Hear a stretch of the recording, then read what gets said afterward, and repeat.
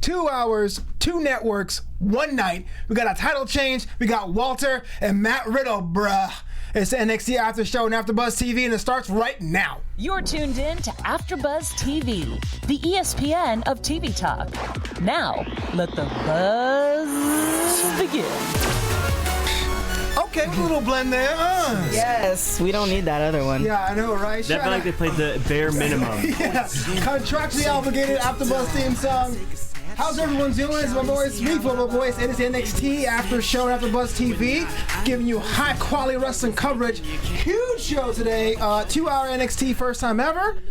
2 different networks, USA and the WWE network. But before we go into all that happened today, let's introduce our panel. On my far, far left, this guy has so much cocoa butter, he is good for a while. Give it up for Jack Don't Crack, Jack Farmer. Man, I have so much cocoa butter that if there were cannibals around, I'd be very worried because I smell delicious. That's something Bud Bagel will say. I'm simply delicious. On his Those right, weddings are getting a treat. she's a media powerhouse and a proprietor of the Boudoir. Give it up for TK Trinidad. Hi. Hi. And on her right, this guy is Chicago's own. He wants you to call him, quote, Hollywood Alexander. I like Jim it. Alexander. How you doing? I thought it was Hollywood Jim. Either way works. Oh, okay. It still rings true. All right. I'm a Chicago star in Hollywood. And in Hollywood star. That's all. And you guys can interact with us on the chat and tell us how he's wearing sunglasses indoors by I like it. Listen, the lights are hot, but nothing. I need this to cool me off because I'm already on fire. What are you saying, boy? I need glasses to cool. Anyway. Shout I out to can't Dylan. see you. I can't even see you. It's so like blue in here. Okay. That's Shout out to Dylan for making all those Yeah. gifts really shout out to How many Dylan. hours does he put into that? I was like, man, I couldn't even scroll. It took me too long to scroll. I stopped scrolling, man. And this guy was putting it together. Yeah, he does day it and every night. week. Shout out to Dylan. Dylan Matthews 91 on social media. The guy is putting the work. Yeah. He is Aussie. Shout out to the rest of the chat as well. For real? And all, Yep. all the usuals. We here, Tashik Moore, Mange. YT, Joseph Boza, Tashik Moore, Boza. Whoever is the fan of mine, Pena. shout out to you. Mark Donegal. Yep. That what's his name? You said Mark Donegal? No, External Not Mark's shockwaves. in Is that my guy? Mark's in the chat. What up, Mark? Darko What up? PZ. Mark is a Yes, former yes. NXTer. Mark works with WWE. I believe he is, I don't know what your official title is, but he is an AfterBuzzer that has moved over to WWE. He got the moderator wrench. So you know he's important. You can tell he's important. You can totally edit comments and all that. Oh, he still has the moderator He wrench. got the moderator wrench. He's I don't think he's supposed to have that. Oh, right, blowing spot up. Oh, snap. Run, Mark, run. NXT, a huge show, 2 hours. We're going to go to most of the matches if there's time, but I want just overall opinions. TK, I'm going to start with you. It was pretty good for the first go around. I think I'm just used to the hour. And for the hour to be concise, like the NXT when you were watching on the network, it was very concise. You know what was happening. They had good storylines. It was very tight. And it feels like this one, they had the 2 hours. I like the fact that they brought in people from NXT UK. Nope. They brought out 205. I like the fact that they're bringing in different folks from different, I guess, platforms. Sure. But it just felt a little bit loose, like almost like on the Raw SmackDown side of things. Hollywood, what do you think? Transition means try anything, right? So throw it out there. Drop a sign. Throw Let it me out know. there. Try anything. See what happens. If it idea. works. They had to put out the big stuff for USA. Like, you knew this is going to be a title change tonight. You knew something's going to happen, right? So today I feel like is a test night because you're still going on the network afterwards. So throw stuff out there, see how it works for the first 2 hours, first time, see how much time you have and how you can use talent. I think it was a trial in a sense for tonight for both networks and see, kind of give you a glimpse of what might happen. The one or two, we just didn't see a lot of, like, for how many hosts NXT has. And I think it's just, because we've had hosts, like Johnny's at NXT. Right. I think that's the only one from so far on NXT. Yeah. But we have so many hosts, and I know personally of so many hosts that got signed to NXT that we're not seeing. So it's just kind of like, I feel like they didn't even utilize them as far as backstage or anything. So I don't know. Jack, the entire hour you were kind of like, huh.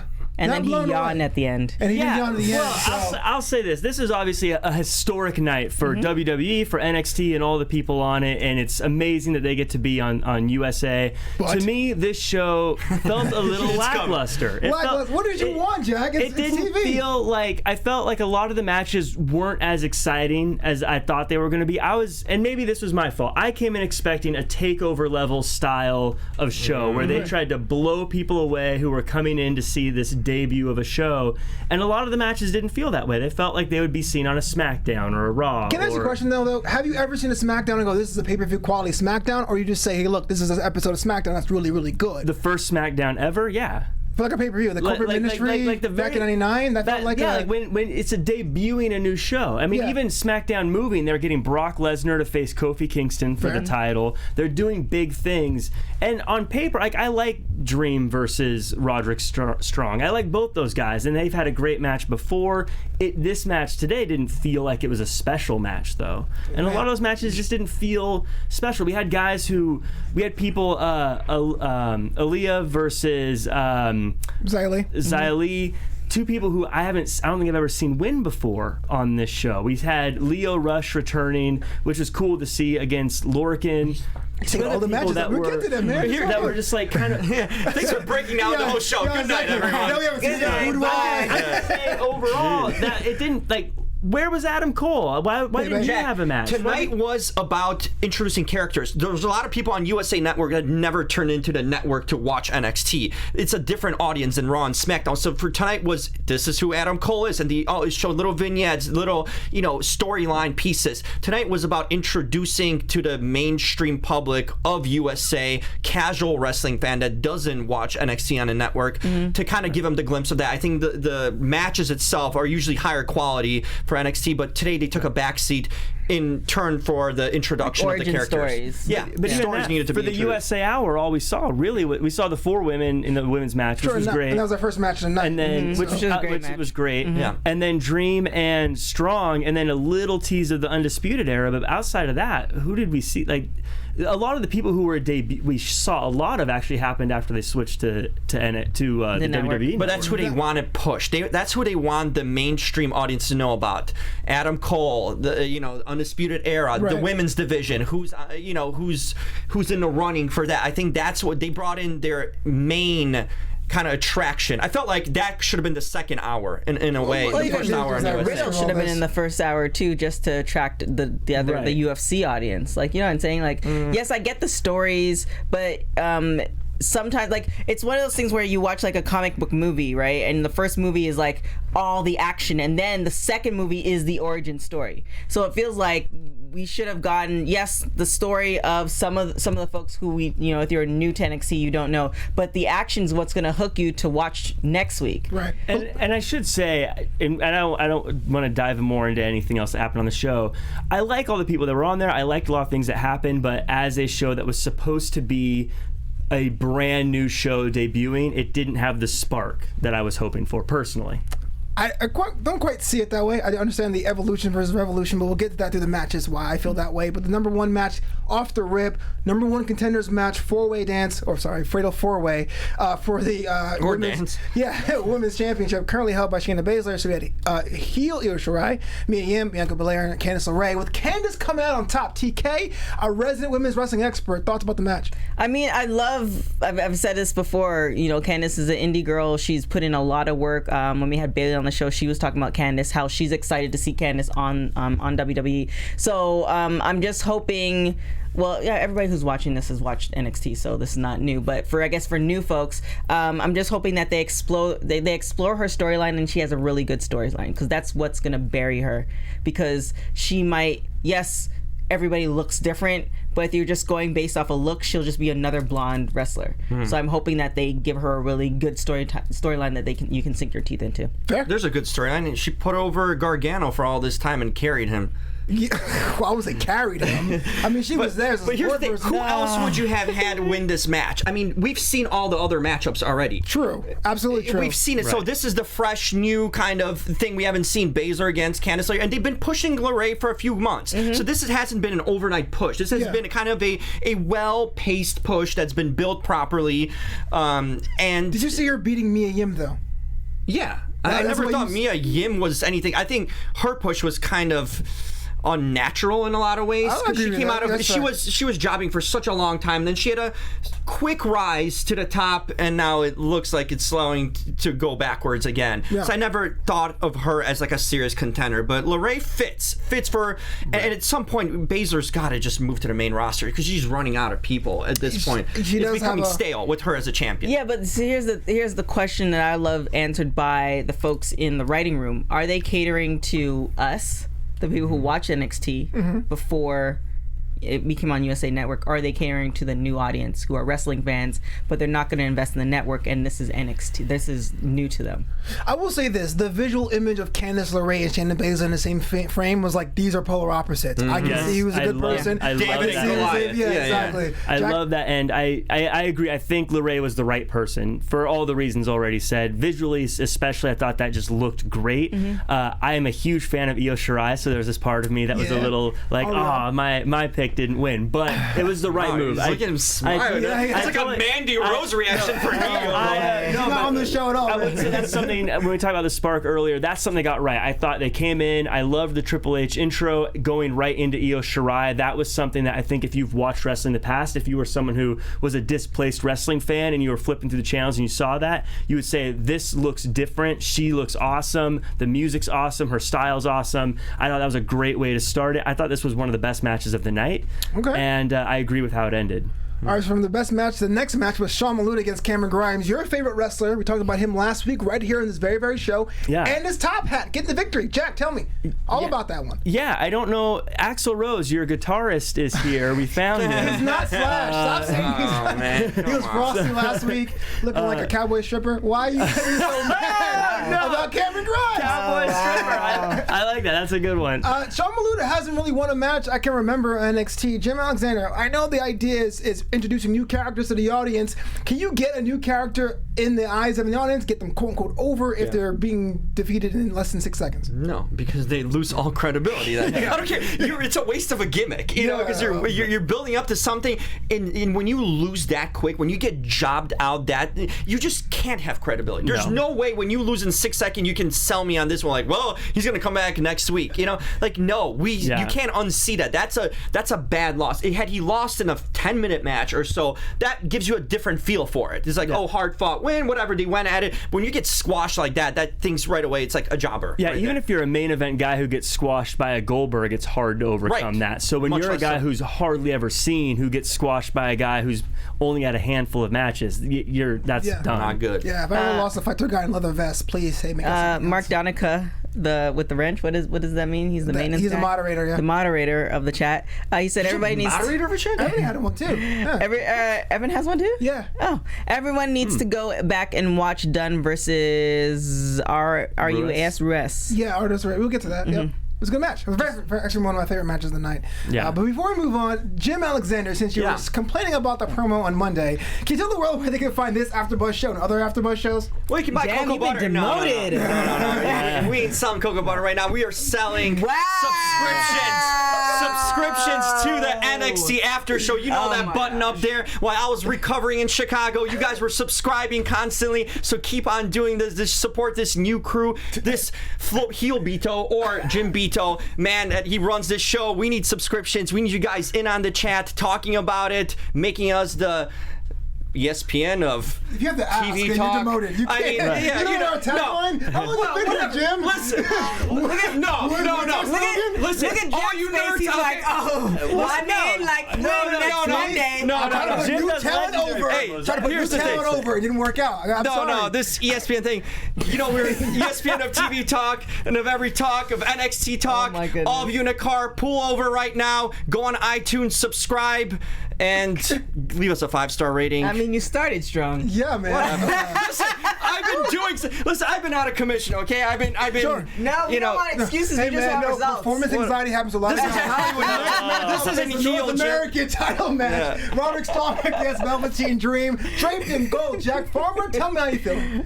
At the end, I loved it because I thought this was one of the matches that felt a little slow to me, but at the end of the day, I've been waiting to see the Draped in Gold prophecy come true for so long. And after it happened, I looked to the east. I know somewhere in the east, Evan's looking to the west, and we saw each other, and we nodded, and we're like, it finally happened. So I was super excited. Wait, So you and Evan Roderick Strong? you saying hi to Evan finally happened in the East? No, where he was in the east, he looked to the west. Kindred spirits. Here in the west, I looked to the east. Okay. And we were looking at the same star, and we said the prophecy finally happened. Draped in Gold finally happened. Are We were you both sure very Evan was happy. looking there? I'm pretty sure, Evan. I'm sure we were both looking the same direction. Okay. Riddle me this though, TK. Dream lost tonight. It was a match that wasn't at a barn burner. It wasn't a 5-star match. The last time we saw Velveteen Dream, he had I would say sloppy match against Kona Reeves. Is his star fading, or is this just a bad run for Velveteen Dream? I mean, I don't think everything goes through ebbs and flows, up Agreed. and down. You can't always be at the top. So maybe they're prepping him for something. Like for you guys who watched often, you know I'm a fan of Velveteen Dream, and I didn't really I appreciated what happened, but I didn't like the fact that they took the belt. But it made sense. That makes sense to everybody. So maybe they're just prepping him for something new. Yeah. Maybe they are doing a call up, because they do have the roster, The draft. the draft coming up in a couple. 11th. Yeah, so they have that coming up. Maybe they're preparing him for a new storyline, because now if you're watching for the first time, you're gonna be like, wait, okay, there has to be a backstory here, and maybe that's gonna start off something totally new.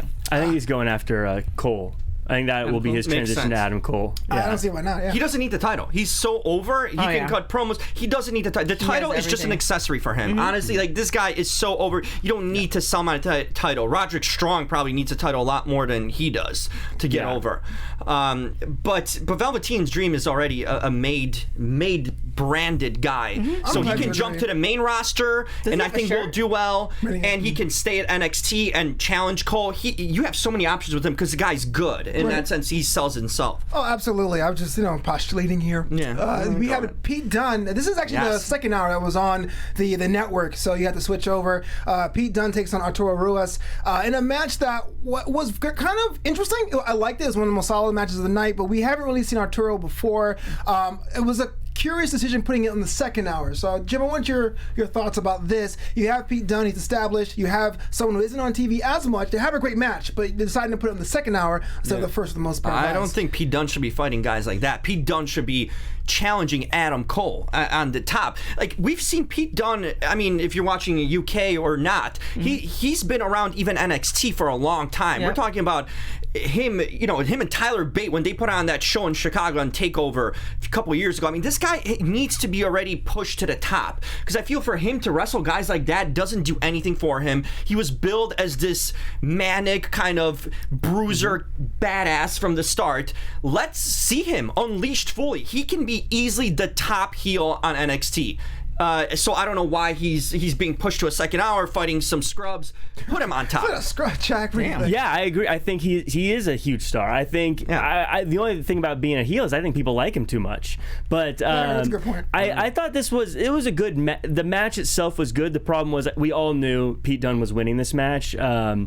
So that takes a little bit of the thunder out of a match when you know how it's going to go. But I thought it helped make Pete Dunne look good. But I agree, Pete Dunne needs to be moving on to something bigger and better than just beating enhancement talent. Yeah, but now the good thing about having the 2 hours, you're bringing other people from different, different platforms. So you never know what the game plan is, and they haven't really unleashed the full roster from NXT UK or 205 or or 205. So you don't know who they might be bringing down from, or bringing across, I shouldn't say down, from Raw and SmackDown. So, there's a lot, this is the first show. The trial show, that's what I meant. But the trial show, there's so much still more There's to so be many seen. possibilities. And that makes sense if you want to show how deep your roster is, put him with someone established. I just thought it was kind of interesting that this new character, more or less, is just pushed at second hour on the network, a smaller pool. I was going to say, I think it's the classic example of enhancement talent, where they just really had that match because they wanted Pete Dunne to look good, but they didn't want to make someone they really like lose. Yeah. So it was a good way to have him win a match without having to cost a bigger member of the roster a match. Would you want to see more Arturo Ruas? Potentially. I mean, not like in big spots, but Yeah, for sure. Before we move on, it's now time for my favorite part of the evening. It's now time for TK's Boudoir. Oh yeah, TK's Boudoir. Oh yeah, TK's Boudoir. TK's Boudoir. TK's Boudoir. It feels weird when you gyrate on my side of the table. That's exactly I was all what about I was it. thinking. I was like, you dancing. I was like, how do we Flobo, you got a solo show Dylan, today. please cut that gift. I made a mistake. Mistakes are made. I can't go back. lean back into it. Listen, just say I couldn't get all the way across. It's okay. Sometimes you just get a special treat, and this was a special treat tonight. Oh yeah, because you used to sit over there. Yeah, I got thrown off. Oh, See what happens? the drama, the drama. That's not the drama song. I think it was good. I think it was good for Flobo's self-esteem, though. So today's I am blushing on the couch. It was an epic night between you two. So shout out to Center In, who is sponsoring the Boudoir. If you want to get any cocoa butter or brown sugar scrubs, all that good stuff, you can go to centerincompany.com. You can get cocoa butter. There's different variations, some vanilla, some mango, all that great stuff. Yes. And then also, we also have soap there too, so you can check that all out. Now, in the Boudoir today, we have Lio Rush. I'm dying to know if you guys know in the chat how he came, because he was like departed. Yeah, that was shy. That's he also surprising. put that picture on Instagram where he's in the hallway and he's like, I'm moving on to bigger and better things, and you know, now he's back. So Lio Rush, Matt Riddle, Io Shirai, and Xia Li are in the Boudoir today. Mandy Rose, Alexa Bliss, Candice LeRae too. Come on, let's give it up to her. She's already been in the Boudoir. Yeah, She's but I in think the she Boudoir. deserves another run now, especially since she got the contender shot. You know, give Candice LeRae a run here. TK's Boudoir. Hey, You're absolutely right. Mandy TK. Rose can't be on the sideline, not be in a boudoir or something. Yeah. Not even on the show. It doesn't matter. It doesn't matter. Like, anyway, TK, I love the Boudoir. I love the Boudoir. You're talking about beautiful people. But speaking of beautiful people, Right Guy, hit it. It's now time for Boo Thing of the Week. Speaking of boo things, I gotta give a shout out to my girl Xia Li, looking slim, looking trim, working out. What Xia Li, just you are boo thing happened? of the week. Wow. Give it up. What's up, man? I'm just, what, you got a song? I want a song. Why not? This shot's gonna be Dylan's gotta capture this shot, bro. I'm just saying, give it up for Xia Li. What's going on here? Is it a good Boo Thing of the Week. Boo thing? Wow. Boo thing. Mr. Boo thing. Wow. So Wow. Mandy Rose is in a booth thing also. And Alexa Bliss too. By the time we're done with the show, everybody's gonna have a song. Man, yeah. Jack is gonna be Jack, working one Jack this a song. week. I need to get a song. How do I get a song? I don't know. I still. So the next up, we had Xia Li. Wait, Dylan made you the song? No, I didn't say that. I'm just saying if Dylan, if you made him that Oh, song, my we're gonna have goodness. problems. Oh, Yeah. snap. He did not Boo Thing Did of Dylan the sing Week. this? Give it up. Xia Li was in a match against God. Leah and Vanessa Bourne. What the hell? We haven't seen them in a while. Jack Farmer, mouth agape. How do you feel about this match? I got Boo Thing of the Week stuck in my head. That was actually really catchy. Add that to the wedding playlist. Well, that's going in the playlist. So I'm so taken aback right now. So this is real, people. So I thought it was fine. I liked. I feel like these are three people I'd like to see win more, and around more. So it was good to see them on. Nothing about it blew me away, frankly, but it was good. It was good. I like that spin kick finisher, or tornado kick they called it. Absolutely. I thought that was a cool little way to finish the match. So we saw Xia Li in the Mae Young Classic, and Leah's been a resident NXT member. Get another example of hitting fresh talent in these matchups. TK, again, our resident women's wrestling expert. Is there any upside? I know we talked about Leah before, but about Xia Li, how she improved. I mean, oh yeah. I mean, she comes from an extensive background. It's not. Yeah. It's not one of those things where, like, you know, she started 2 years ago. No shade to anybody who started 2 years ago, but she's been around. If you watch the Mae Young Classic, they actually, you know, tell you about her history.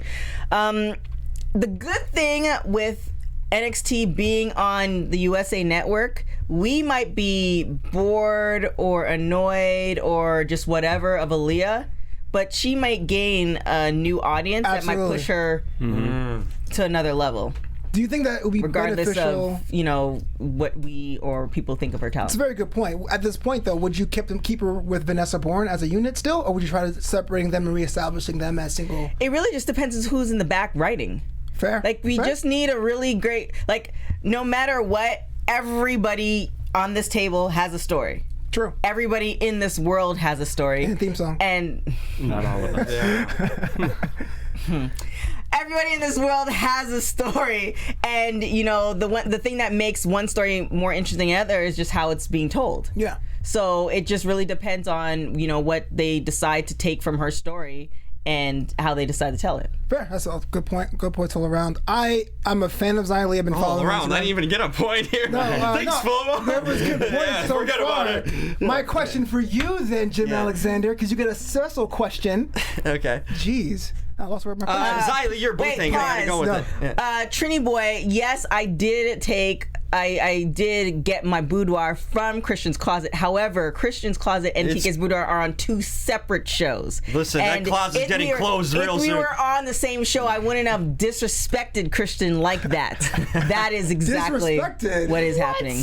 Moving on, speaking of disrespect, Imperium shows up and gets involved in a match that didn't even start yet. Jim Alexander, thoughts about this? These guys are dominant in NXT UK. They showed up to NXT showing that, the NXT, whatever. They get involved in a match where a guy, I don't even know he had a match set up, but thoughts about that? Hey, new blood, new talent that we get to see, right?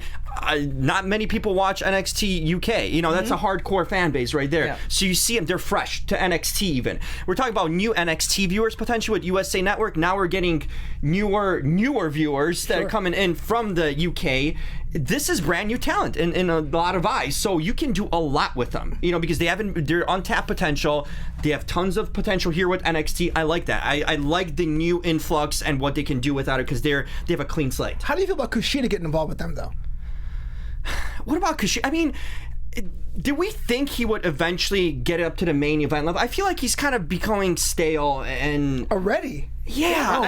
I agree. I felt like with him. he had a hot start. He, in the beginning, he had a good look. He came in. They were promoting him. He was an attraction. Now he's fading into the background, and there's something new needs to happen. Either a new feud, a new storyline, something new needs to help him to give a direction to him, because I feel like now he's kind of falling behind. If you're not moving forward, you're going back. I agree about falling behind, but stale. You agree, Jack, with that? Yeah, he never clicked for me. I just don't care about his matches. There's nothing. It's nothing against him. He's done nothing other than just be in matches and win. He doesn't do anything that makes me feel like I should cheer for him or boo him. I agree with loving that Imperium was there. I know nothing really about NXT UK, to be honest, but they blew me away right off the start. Yeah. I want to see more of Invest in them. them. They're respecting the ring, the hands behind the waist, all that. Yeah, that whole thing was great. I was more interested in them when Kushida came out than I was with Kushida coming out. Fair. Which is bad if they're the heels. TK, do you believe that Kushida stale? I just want to see where you are on the panel. Yeah, I agree. Like they gave him a great push, but I think what is making him fall flat is like they didn't really give him a story, and he had a built-in do you story. think he needs a manager for a mouthpiece in that sense too? Are we at a point where he needs to start cutting promos and talk, or have someone at least talk for him? Because the thing is, like, what makes I'm really big into like listening to like motivational speakers in the morning, right? And what makes them powerful is that they not only do they motivate you, but they also remind you in different ways of what they've been through that also motivates you. So if he has a speaker, yes, it could be the same story, but it's just how that speaker does it, and then you're gonna be reminded of why you're either for him or against him. Okay, yeah.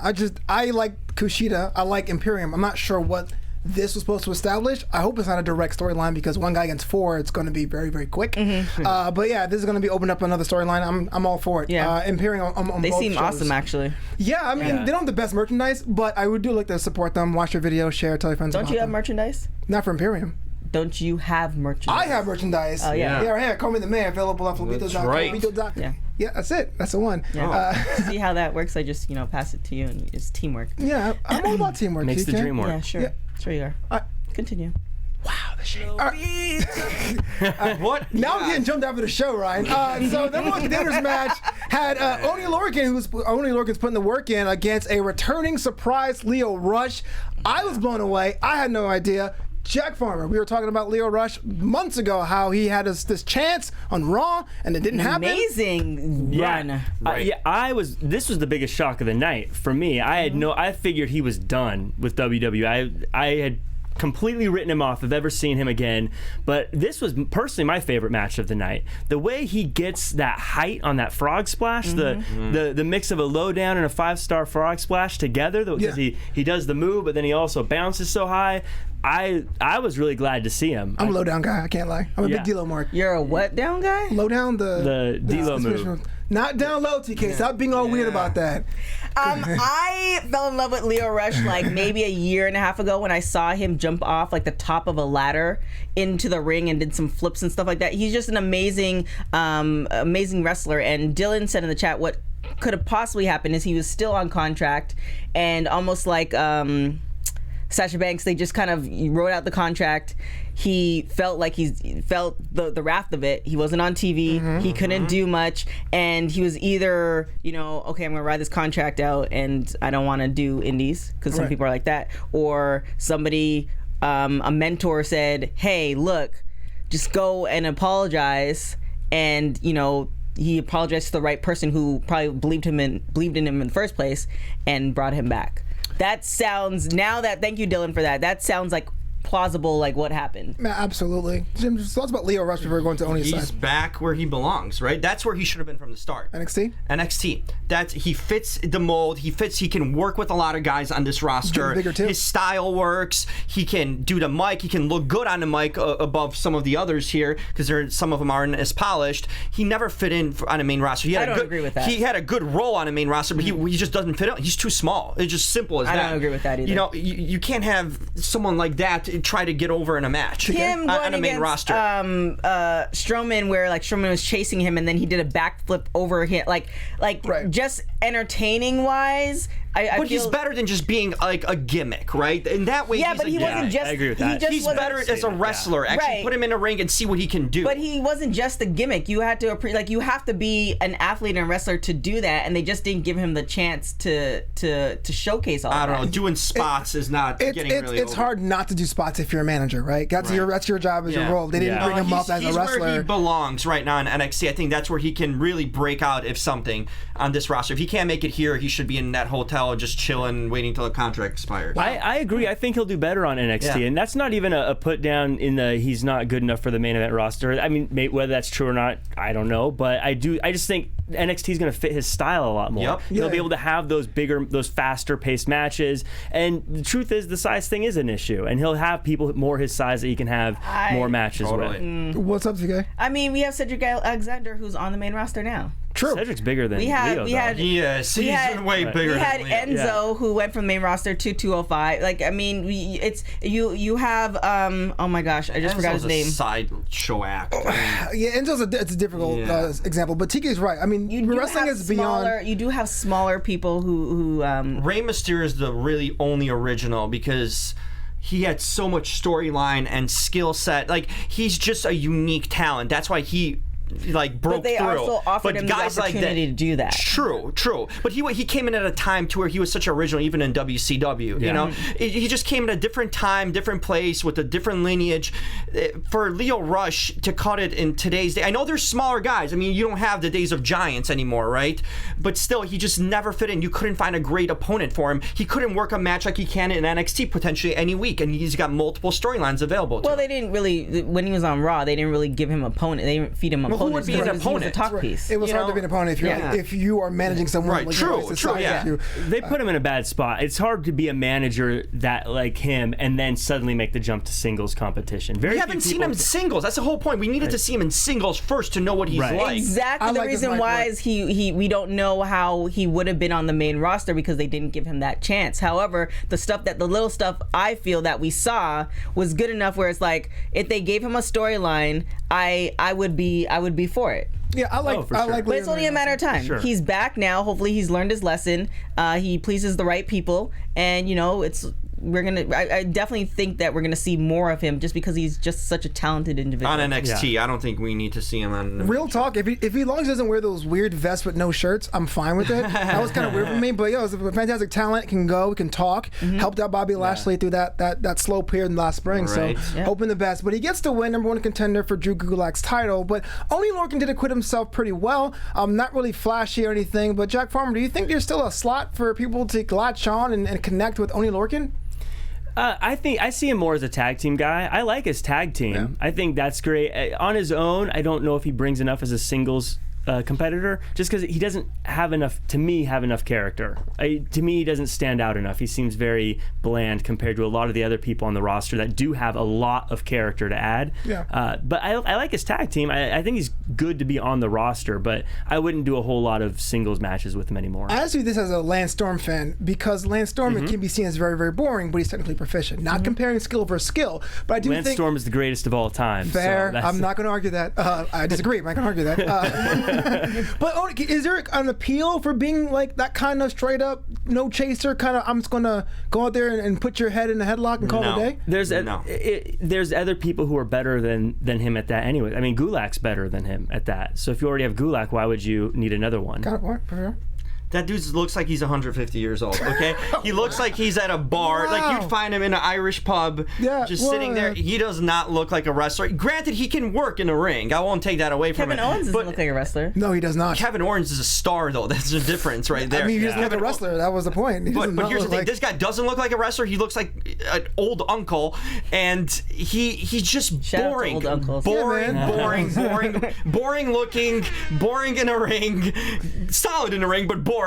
No character, no charisma. I mean, that's an enhancement talent for me. A guy that can work. You know what I mean? Right. A poor man's William Regal. Damn. Well, I was going to say Oney Lorcan is my main character of the Cruiserweight division, but that's fine. On WWE Which Cruiserweight division? You WWE 219. That's Somebody what on the chat said, shout out to Uncle Jim. And also shout out, just because Evan is not here with us anymore, he's doing bigger things, but shout out to Barry Mack, shout out to Heidi Mack, shout out to the Mac folks. All the Macs. Exactly. With all the hate. Our main event this evening was a street fight that didn't really happen. Matt Riddle against Killian Dane ended in no contest where every faction on the planet on the roster showed up. There's Street Profits, Forgotten Sons, Imperium themselves. TK, walk me through this. I mean, I love when they do. It's good to do it on the first episode because we haven't established who's with who. Correct. If that makes sense. Because, like, I think they did that with Raw and SmackDown. You're like, wait, weren't they beefing, but they're together now? Like, this don't make no sense. So I love that they kind of established this now. And maybe I'd love to see the numbers of people who bought the WWE Network wanting to see that second hour. Right. And you see that revenue. But I was for it. I'm excited to see. I'm really behind factions, and I'm really behind the storylines. They now have 2 hours to do it, so I'm excited to see how we could take from this point and then kind of fan out to different stories. Jack Farmer, the whole thing felt like a giant comic book event series, Crisis of Infinite Earths or whatever, right? So thoughts about that? I love it. I agree. I love factions. I love everyone being thrown into the ring at the same time. It's a mess and it's crazy, but it's also just fun to see all these people coming together and duking it all out. So I really, really enjoyed it. And I agree. I think it gives the opportunity for a lot of interesting storylines to sort of dovetail off, because you can have now Killian Dane recruit the Forgotten Sons to go against a Matt Riddle and whatever group of guys he gets to help him, and it would make sense. And it's just fun to see. It was a fun, good first episode closer. I thought it should have closed earlier, but So that was the discussion we were having outside watching it. Jim, they were saying maybe that should have been the first hour to give almost a flashbang overture of the brand to people tuning into USA. It was saved for the end of the second hour on the network. Was that the right move or not? It was the right move, because when you're tuning in for the first time in USA, you're like, this is too much. This is overwhelming. This is, you don't know who's who. What are they doing there? Leave that for the diehards, who know these guys, who are more familiar with them, who understand this ongoing storyline with Riddle and Killian that's been going on. So that's a good way to push it off to the second hour. Like I said, the first hour was about establishing your top priorities, and bringing out your top names on a roster, showing little backstories. That's what it was. I thought they did a really good job with the first hour and left the NXT stuff that's been established already to the second hour. I had no problem with that. And NXT obviously is the best brand with factions, no question. It's almost like remember when you watched Game of Thrones for the first time, and there's just a lot of people, and you probably had some people who were like, "Yeah, I'm out. I can't. Too much. You can't catch up." That's actually me. I was out. I can't follow all this." And then you had some people who kind of pushed through. I was one of those people who watched it like literally 3 or 4 years later and pushed through it. But I feel like it's one of those things that if you're coming and you're just like a wrestling fan, but you're not going to commit to the network and you're watching this for the first time, they just introduced you to, so I'm agreeing with Jim. I'm sorry.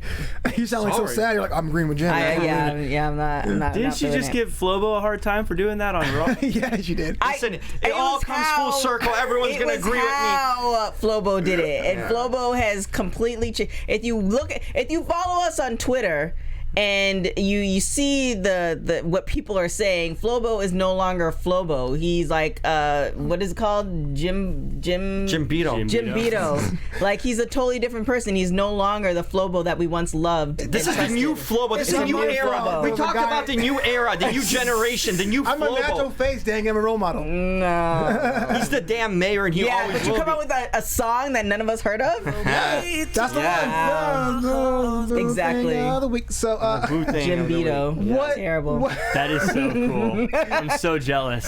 Wait, there's Team TK and Team Jack. Oh yeah, there's apparently. actually a team that faces. Is Matt Riddle versus Killian Dane done? And if not, do we want to see another match with them? I don't think it's done, but I don't know how interested I am in another match. Unless it was something bigger, like I said, with adding more people in some kind of War Games type match or like Survivor Series type match. But I don't know if I really want to see them have another, because this was already their second no DQ match, right? Straight fight, yep. So where do you go that would make it more interesting? I don't know, only because I don't feel like Killian Dane has a next opponent lined up. Matt Riddle can go pretty much anywhere, but Killian Dane does not. TK, thoughts about that? I think with Matt Riddle, I feel like they should have. What do you say? Bruh. Bruh. I feel like they should have put him in the first hour, but this is gonna be ongoing, so we have time. I'm just really curious to see what they're gonna do with him. I've been excited for him to be on the show, or him on the show for a while. I wasn't really feeling the match too much, but I think I was just kind of burnt out because I was just used to the hour. Yeah, like by that time, absolutely. it was just kind of like 2 NXTs. Yeah, I was like, it was like I appreciated that it was a loose match. That I didn't have to watch too much, but it was just like, oh, okay, this is time where you're literally getting ready for bed. That type of thing. It seems. What time do you watch NXT? What are you in Australia or something? I mean, like if you were, when you have that show where it's like you're maybe an hour out from bed and you're just kind of getting your stuff ready for the next day. That was that second hour of NXT or the last 30 minutes. Cooking or making. You're just getting everything like ready. It's like, oh yeah, there's Matt Riddle. All right, cool. Like you're That's just how I getting. feel about him. Right? Yeah. There's definitely something about changing the channel too that makes it feel like we're watching a whole other show now. That is That definitely made true. it feel longer, and that's not going to be a permanent thing. But for today, it did feel longer than Good you point. probably wanted it to. Yeah, and we're also talking about the presentation with the extra commercials now that we're not used to being on the network. And that AEW commercial. That was my next question. So AEW, the whole Wednesday Night War, right, had a commercial in the first half an hour, first half an hour of NXT. I mean, props for them for going for it, right? But what does that really mean? Jack, what do you think? I think it's going to be normal. We're probably going to see WWE commercials during AEW, and this probably won't be the last time we see an AEW commercial on WWE TV. I think that's normal. It's marketing. It seems smart. Why wouldn't you?